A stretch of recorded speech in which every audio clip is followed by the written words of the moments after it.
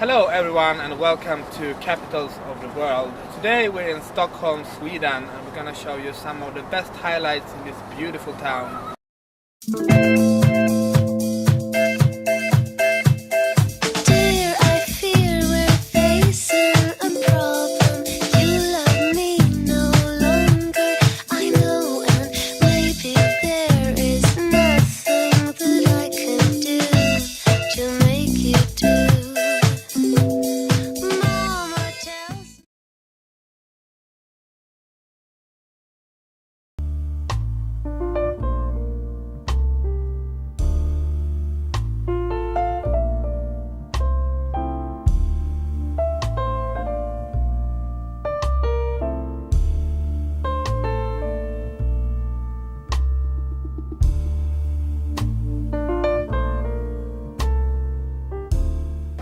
Hello everyone and welcome to Capitals of the World. Today we're in Stockholm, Sweden, and we're gonna show you some of the best highlights in this beautiful town.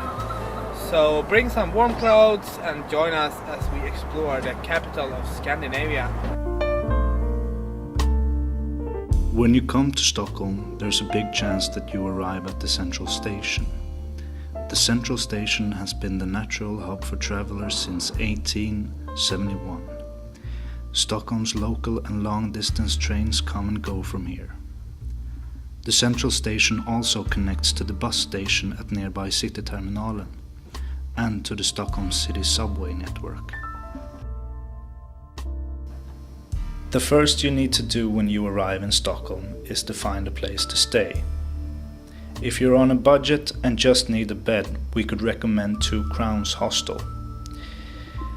It will cost you a bit more than 2 crowns, but it's affordable. But if you don't need to save your money, check in at Grand Hotel, where all the celebrities stay when they visit Stockholm.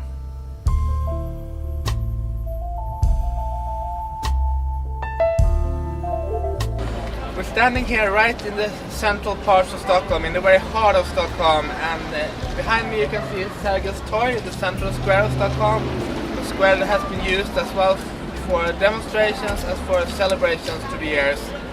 And behind the square you can see this glass building, which is Kulturhuset, a place where you can sit down and have a cup of coffee or watch exhibitions from both Swedish and international artists, or you can watch a play at the City Theatre of Stockholm, which is as well included in Kulturhuset.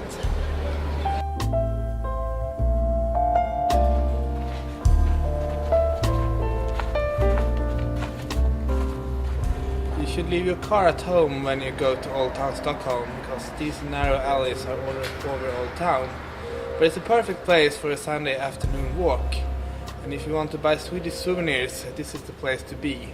But be aware that the prices are a bit higher in Old Town than in downtown Stockholm.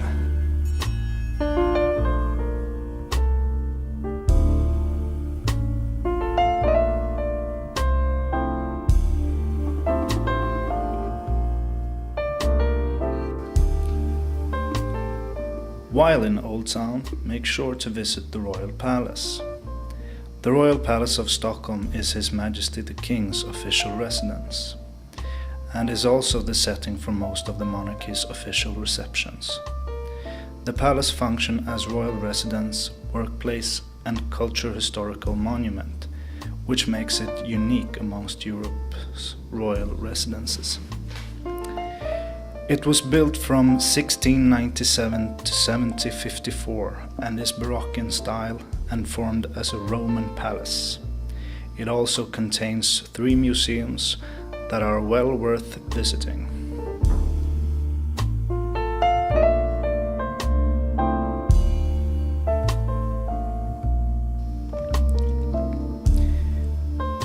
If you get tired of the narrow alleys of Old Town, a visit to Djurgården is much recommended. The island is a tranquil bubble in an otherwise busy city. It is also the home for some of the best museums Stockholm has to offer.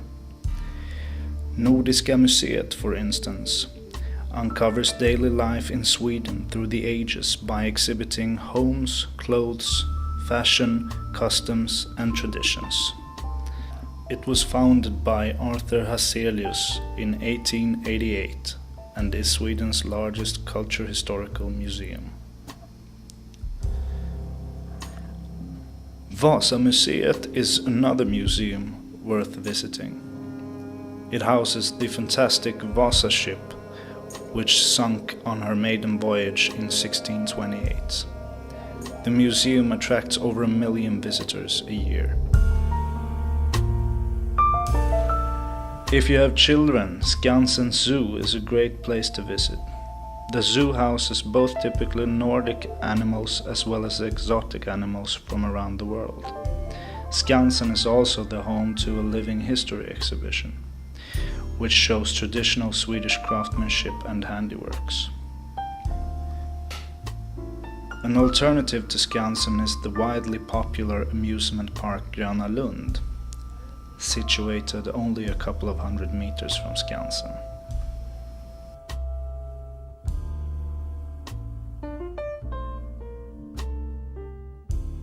Right behind me is the Stockholm Town Hall, as you can see. It's built in 1923 and it's mostly famous nowadays because the Nobel Prize banquet is held here every year in December. And this is a gigantic party where all the famous people in Sweden join together with the royal family and all the Nobel Prize winners, as well as other famous invited guests. And you can go here every day for guided tours in the summer, and even in the winter time there's some guided tours. So it's worth a visit if you decide to come to Stockholm. If you are here in the wintertime and need a break from sightseeing, go to Kungsträdgården for some ice skating. You can rent your skates here, and then it's just to go round and round and round as long as you want to.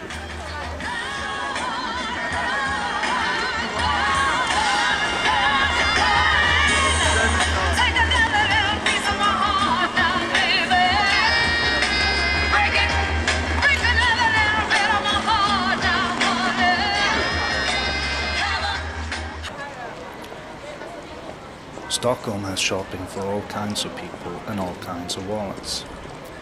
The main shopping street in the city center is Drottninggatan, where you'll find all the major chain stores like Hennes & Mauritz and other Swedish as well as international chains.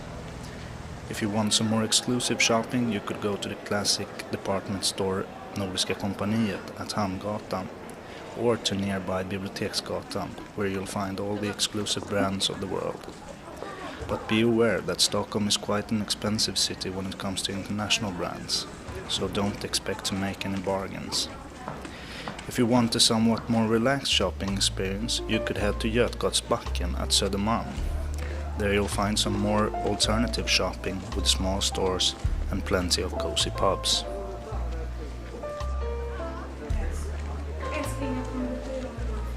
That's all for this week. Thanks for watching. See us next week from Berlin. Until then, have a safe trip.